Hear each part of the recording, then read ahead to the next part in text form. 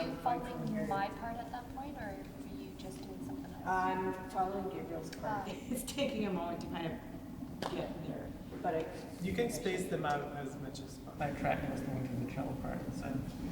don't listen to me, Fred. That works.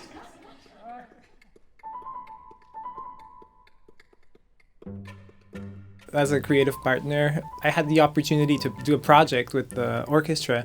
It felt like I could have been like, oh, I want to write a new piece for orchestra, but it didn't feel like something that had urgency to me as an artist.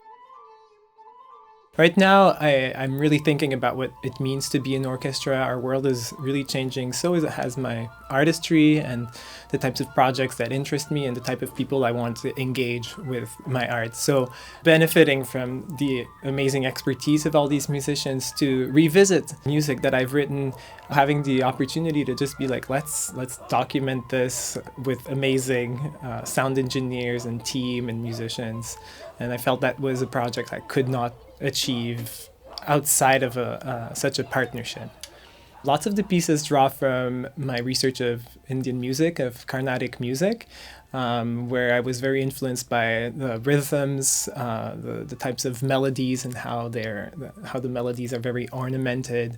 And then there were more recent pieces that I took the ideas of exploring Indian music, but I was exploring Indian music in such a hybrid way and so linked to my own very idiosyncratic ear and way of thinking music that it really doesn't read as Indian music. So at some point I was like, I'm actually writing imaginary folklore. I'm writing about the music of imaginary culture, or elements that are, could be perceived as traditional or perceived as like innovative or experimental, kind of coexist.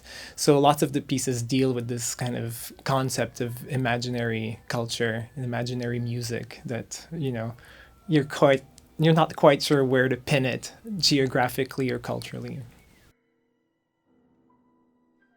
There's 3 pieces that aren't conducted that are smaller chamber music ensembles. The smallest one is a trio for clarinet, bassoon, and piano.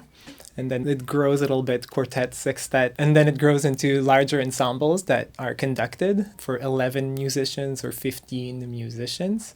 So that's the Fog in Arpois and Mundral Mundru, which include string quintet and woodwinds, brass, percussion, and piano.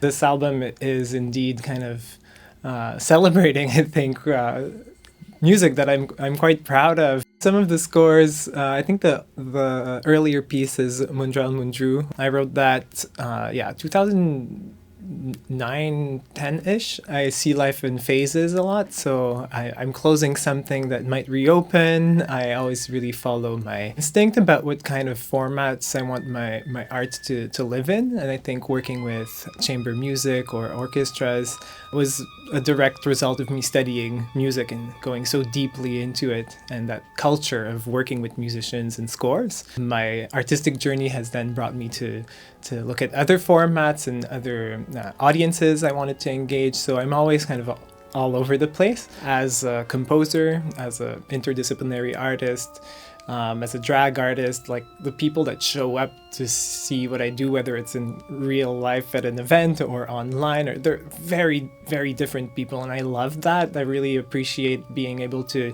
switch my language and code switch a little bit between my artistic format and the subjects I want to engage in what I present. I love this inner dialogue with versions of myself. It's something I think about quite often, and I think it goes in all directions. People don't always know the breadth of what I do. It's going to be very accessible, and I'm curious just who will listen to it that isn't the typical audience that you would have for, say, orchestral repertoire or chamber music.